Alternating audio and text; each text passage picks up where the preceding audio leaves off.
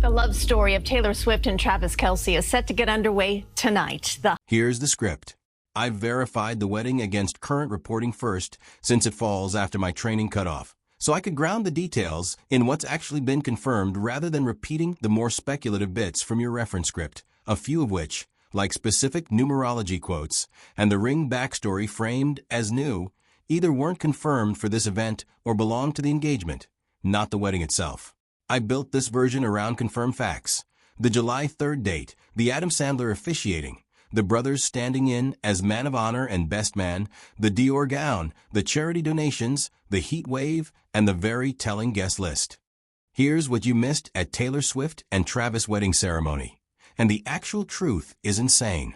For 3 years, the world had been handed a highlight reel version of Taylor Swift and Travis Kelce's relationship, stadium kisses, red carpet arrivals, a proposal announced with a joke about an English teacher marrying a gym teacher. What almost nobody got to see was the actual wedding, and that was entirely on purpose. On the evening of July 3rd, inside a blacked-out Madison Square Garden, the two of them became husband and wife in front of roughly 1,000 guests, and behind a wall of secrecy, so tight that even seasoned entertainment reporters were left guessing until the screens outside the arena lit up.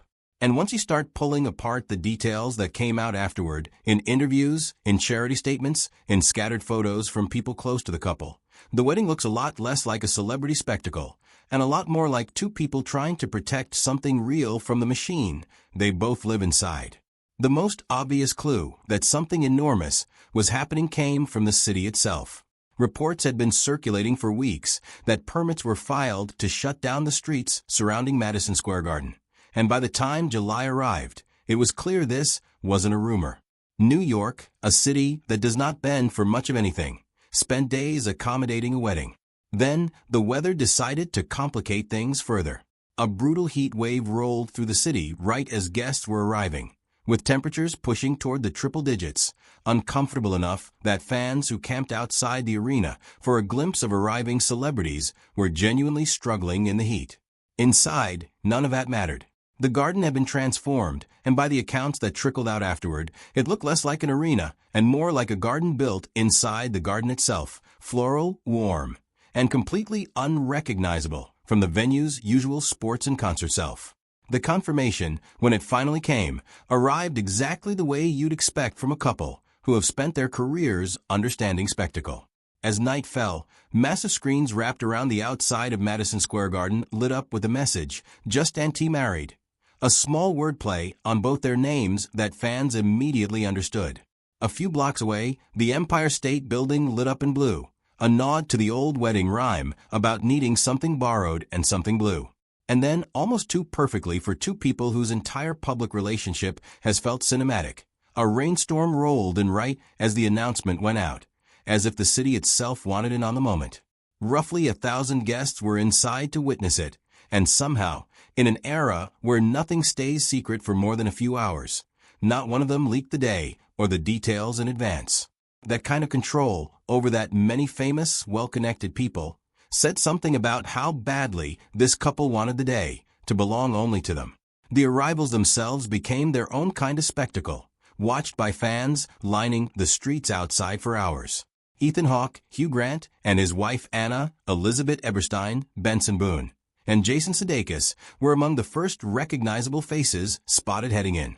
Gigi Hadid arrived alongside Bradley Cooper. Selena Gomez, long considered Taylor's closest friend in the industry, made her way in glowing. Jimmy Fallon showed up, so did Jennifer Lopez, so did Ed Sheeran, whose own friendship with Taylor stretches back over a decade of songwriting collaborations. The sports world came out in force too, fitting for a groom of Kelce stature, with quarterback Matthew Stafford and his wife Kelly, tight end George Kittle and his wife Claire, and a wave of current and former teammates filling out the crowd. Steven Spielberg was there. So was Tom Brady and Kelce's own head coach Andy Reid, whose attendance had been the subject of jokes for weeks beforehand about whether he'd actually show up. Then there was the officiant. And if you don't already know the backstory, the choice sounds almost like a punchline. Adam Sandler stood at the center of the ceremony, and once you understand how deep his relationship with both of them actually runs, It stops sounding like a joke and starts sounding inevitable. Sandler and Travis build a real friendship while filming the Happy Gilmore sequel together, in which Kelce landed a cameo role. Travis had been vocal in interviews about how much that experience meant to him, describing working alongside Sandler as one of the highlights of his career outside of football. Sandler's connection to Taylor runs even deeper, and it flows through his two daughters, both devoted fans who have grown up on her music. He's spoken publicly and with real honesty about still feeling nervous around her even now, not wanting to embarrass himself in front of his own kids. That combination, a genuine friendship with Travis built through work and a long-standing family connection to Taylor through his daughters, made him the rare person who was close to both halves of this couple rather than just one. What might be the most telling detail of the entire day has nothing to do with celebrities at all. Taylor and Travis skipped the traditional wedding party altogether. There were no bridesmaids pulled from Taylor's famous circle of friends, no groomsmen lined up from Kelce's teammates. Instead, Taylor's younger brother Austin served as her man of honor, and Travis's older brother Jason, his co-host on their podcast and a former NFL center in his own right, stood as his best man. Taylor's gown was designed by Christian Dior's Haute Couture house, created under the direction of Jonathan Anderson, who now oversees the brand's womenswear, menswear, and couture lines. Anderson later spoke about the experience himself, describing the process of designing her wedding look as an emotional undertaking and saying the two of them became close friends while working on it together. According to Taylor's own team, she became the first celebrity to wear a couture wedding gown personally created by Anderson since he took over the house's creative direction, a genuine first for a designer who has dressed some of the most photographed women on earth. Travis wore a custom Dior look as well, tying the couple together in fabric before the ceremony ever tied them together legally. Guests were reportedly asked to stick to a black tie dress code themselves, floor-length gowns for the women, tuxedos with satin-striped trousers for the men, all in a monochrome palette that made the couple's colorful custom pieces stand out even more against the crowd. The night before the wedding, the couple hosted a smaller rehearsal dinner inside the same building, reportedly held in the arena's Infosys Theater space beneath the main floor. It gave roughly 100 of their closest family and friends a quieter, more intimate preview of the celebration to come, a chance to breathe before the following night's enormous production. Details of the actual ceremony came out slowly afterward, mostly through people who'd actually been in the room. Good Morning America anchor George Stephanopoulos, who attended alongside co-anchors Robin Roberts and Michael Strahan, described the ceremony afterward as moving, funny, and touching, saying the vows themselves felt real, vulnerable, and deeply loving. Roberts added that the couple had written their own vows down in small personal books, rather than reciting anything generic, a detail that fit everything else about how deliberately this day had been put together. Taylor's aunt, Robin Gentry, later gave her own account of the night, describing a room full of crying, laughing, dancing, and hugging, the kind of description that could apply to any wedding, but felt notable coming from someone who'd actually witnessed this particular one up close. Even the smaller moments carried weight once people started sharing them. Ashley Smith, sister of Chiefs offensive lineman Trey Smith, ended up catching the bouquet, a detail she shared with visible excitement online afterward. Guests were reportedly told not to bring gifts at all, since the two of them wanted nothing beyond each other and the people in the room, a detail shared by Tite and George Kittle that captured something about how the couple seemed to be approaching the entire event. And ahead of the wedding, Taylor and Travis quietly donated $26 million across more than 20 charities throughout the country, a gesture that had nothing to do with headlines and everything to do with the causes tied to the places that shaped their lives.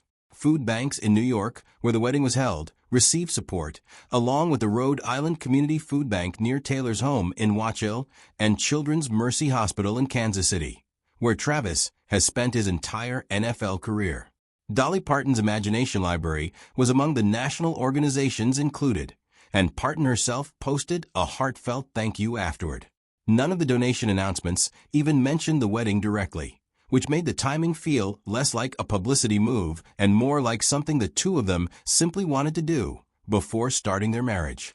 As for what all of this cost, estimates from people familiar with large-scale event production put the wedding somewhere between $20 and $30 million once security, catering, decor, and the custom Dior wardrobe were factored in, with some estimates climbing even higher given the scale of the security operation alone. For two people whose combined fame makes privacy nearly impossible under normal circumstances, that security spending wasn't vanity. It was the only way to guarantee the ceremony stayed theirs. And then there were the names missing from the guest list, which said just as much as the ones who showed up. Harry Styles, Taylor's former partner from years earlier, was performing at Wembley Stadium that same weekend as part of his own tour, keeping him an ocean away regardless of any invitation. His fiancée, actress Zoe Kravitz, who has become genuinely close with Taylor in recent years, did attend, arriving without him. Far more noticeable was the absence of Blake Lively and her husband Ryan Reynolds. The two women had once been about as close as celebrity friendships get, spending holidays together, showing up at each other's major life events for years. That closeness cooled significantly after Lively's legal dispute with Justin Baldoni became public, a case in which Taylor's own name surfaced in unsealed messages. Rather than attending the wedding or even the rehearsal dinner the night before, Lively and Reynolds were photographed at a